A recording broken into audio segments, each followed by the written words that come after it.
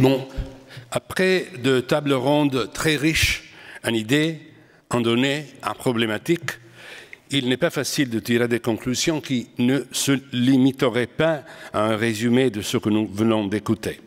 Qu'il me soit permis, pour éviter les platitudes d'une conclusion sans conclusion, de vous proposer quelques considérations plus générales.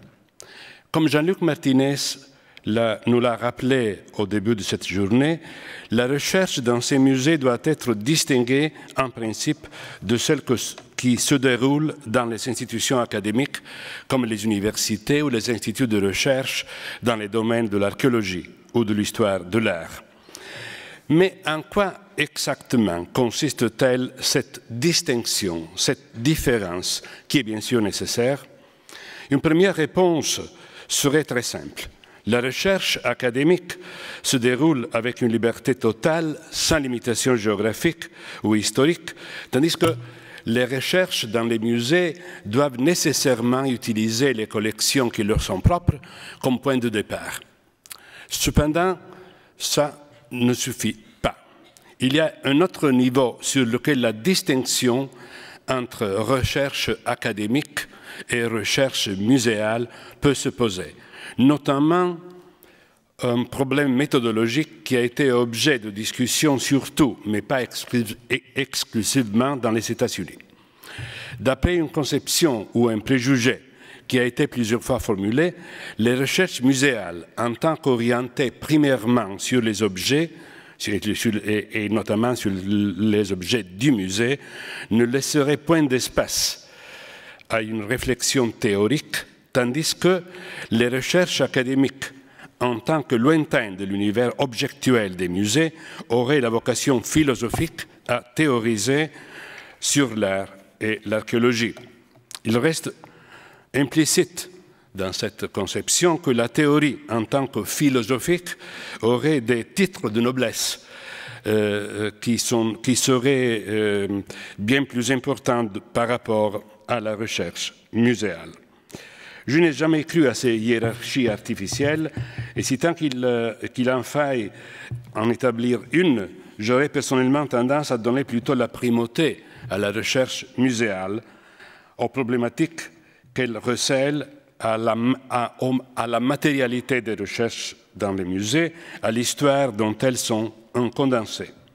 Lorsqu'on a passé sa vie, comme moi, sa vie de chercheur à l'université ou à un institut de recherche, on peut très bien adopter une démarche comparable à la mienne et se rapprocher de la recherche dans les musées. De la même manière, on peut travailler dans ces musées tout en portant un vif intérêt aux questions théoriques. Il est tout à fait possible d'aborder les problèmes théoriques à travers l'étude de cas concrets et faire parler les œuvres également sous l'angle méthodologique ou théorique. Donc c'est une distinction à laquelle je crois seulement dans une mesure descriptive et pas méthodologique.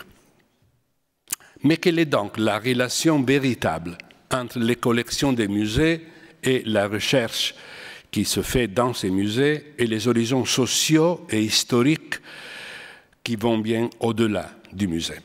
Qu'il me soit permis de citer rapidement, pour en parler, un sonnet italien du XVIIe siècle, écrit pour célébrer les collections du duc de Savoie, qui sont à l'origine des musées de Turin.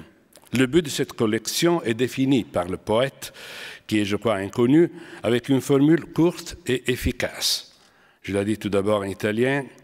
Veder raccolta in piccol spazio il mondo. Voir le monde entier recueilli dans un espace limité.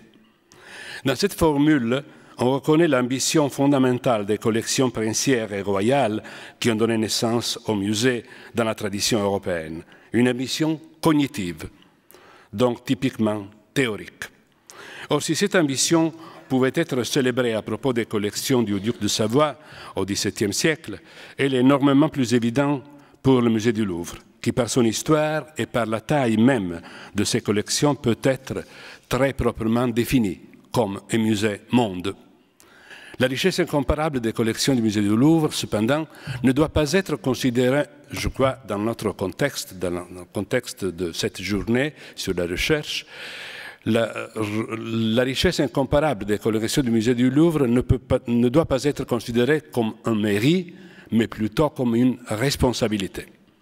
Et c'est en répondant à cette responsabilité que le musée du Louvre a décidé dans les années dernières de lancer une réflexion axée sur sa propre recherche, qui a toujours eu lieu au Louvre, mais qui a connu tout récemment une nouvelle mise en place par la création d'un conseil scientifique dont j'ai l'honneur d'être le président, ainsi qu'avec l'élaboration d'un plan de la recherche 2016-2020, la publication des numéros spéciaux de la Grande Galerie et enfin avec l'institution de cette journée de la recherche au Louvre, qui est la première journée de ce type et qui va se répéter dans les années prochaines.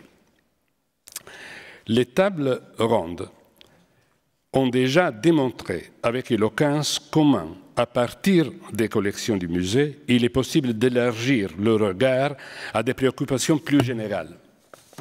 La table ronde de ce matin, pourquoi un musée fouille-t-il, qui avait l'objet de reconsidérer les objets du Louvre, mais elle avait à son centre le problème des contextes. Mais si on entend le contexte non seulement comme contexte archéologique, il faut situer les objets des collections du Louvre, mais en même temps comme les objets des collections muséales en général, comme contexte géographique, culturel, social, historique. Les problèmes qui sont évoqués par la recherche ont en même temps un aspect objectuel et une dimension théorique. Donc on voit là par exemple que comme Dominique Garcia l'a rappelé au début de la table ronde de ce matin, les archives du musée, les archives des fouilles en particulier, sont des archives à consulter, mais surtout des archives à partager comme lien avec le public qui peut avoir intérêt au partage des données. Comme Daniel Roger a parlé dans son exposé de la protection des paysages à partir des fouilles de Gaby, de la protection des paysages et du patrimoine culturel et naturel de la campagne romaine. Alexandre Baralis a analysé, nous a fait entrevoir les stratégies économiques, sociales, culturelles des fondations grecques de la mer Noire. Rocco Rante nous a parlé du rapport entre le territoire et l'évolution et l'évolution des stratégies culturelles. Marie Millet a parlé des fouilles du Louvre au Soudan comme modèle d'interaction entre archéologie et technique d'analyse.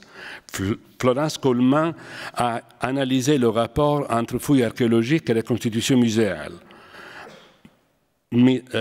Marielle Pic a analysé les implications d'histoire culturelle qui constituent la toile de fond de l'étude des matériaux, ainsi que les stratégies de sauvegarde du patrimoine en danger.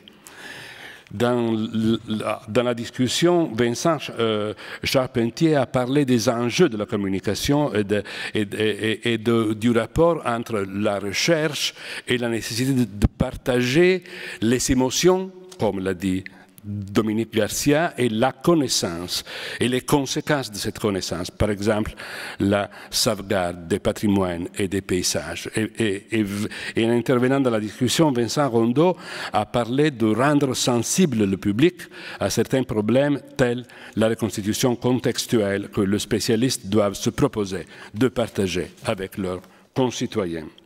Dans la table ronde de l'après-midi que nous venons d'écouter, portant sur l'attribution, la priorité du contexte a joué encore une fois le rôle central. Comme Athéna Tsigarida nous l'a dit, attribuer, c'est contextualiser. Et la contextualisation de l'attribution veut dire en même temps élargir l'idée même d'attribution et la définition d'attribution au-delà de la connoisseurship, limitée dans le sens plus limité, sans nier et sans combattre contre la connoisseurship, mais en considérant l'attribution quelque chose de plus large. Comme Vincent Noss l'a remarqué, il s'agit bien d'interroger le rôle du musée dans le contexte d'une civilisation et d'une culture qui est la nôtre. Donc, parler d'attribution, c'est parler d'une espèce d'école du regard. L'observation, comme Athéna nous l'a montré, l'observation de minus détails dans les pratiques de l'attribution, l'observation minutieuse qui est propre tant de l'attribution à la Morelli qu'en de l'attribution des techniques plus récentes d'analyse technologique. Dans l'exposé d'Anne Poulier sur le dipylon, le contexte est le moment de formation de l'art grec. Donc il est important de parler de la possibilité de l'attribution et des ateliers dans cette question homérique du dipylon entre style individuel et style collectif, précisément parce qu'il s'agit d'un moment, d'une époque formative pour l'art grec. À partir des trois frères Lenain, Nicolas Milovanovic nous a montré le problème de la distinction entre style personnel et style collectif. Un grand problème de l'histoire de l'art qui peut se poser même quand il y a eu des artistes bien connus, comme Picasso et Braque, qui ont tout fait vers 1911 pour ne pas se distinguer, sinon par les signatures. Donc, il est possible même d'élaborer un style qui est très intentionnellement pas individuel, mais collectif. Françoise Barbe, en parlant des céramiques post-palicéennes, nous a fait entrevoir la possibilité de passer d'une phase où on attribuait à Bernard Palissy, à une phase post-palicéenne, à une troisième phase où on n'a pas encore peut-être des noms, mais on a un profil qui est fondé, un profil de la production post-palicéenne, profil anonyme mais animé par les nouvelles connaissances techniques. Dans son exposé, Séverine Lepape, en parlant des estampes en couleur, a montré à travers l'étude d'une technique extrêmement sophistiquée comment on peut comprendre l'importance centrale et expérimentale de la peinture en grisaille ou monochrome dans l'art européen de cette époque. L'analyse des grands bronzes antiques dont Sophie Descamps nous a parlé a montré comme il est possible, à partir de pratiques artistiques fondées sur la sérialité et sur le rapport entre original et copie, utiliser les données des analyses techniques pour sortir de certains problèmes qui ont préoccupé la recherche depuis plusieurs générations. Et à propos des bronzes italiens dont Philippe Maguire nous a parlé, des petits bronzes italiens, la question de l'autographie dans son exposé était utilisée pour une production sériale dont le statut se fonde sur une double temporalité, le moment où ces bronzes ont été produits et celui où les collectionneurs ont inventé la catégorie même de petits bronzes. Des questions sans réponse définitive dans cet exposé nous portent aux mêmes conclusions sur l'importance du contexte. Dans ce cas, l'importance du contexte qui n'est pas là, d'un contexte absent. Quelle est donc, pour conclure, la véritable conclusion de cette journée de la recherche au musée du Louvre? C'est, dirais-je, une conclusion double.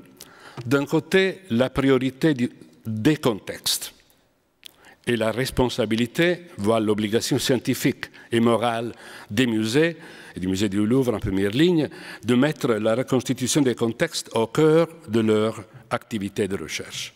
De l'autre côté, cependant, l'autre conclusion est le musée comme contexte. Le musée est lui-même un contexte, dans son rapport avec le grand public et les générations nouvelles, c'est-à-dire le rôle du musée dans la construction du futur.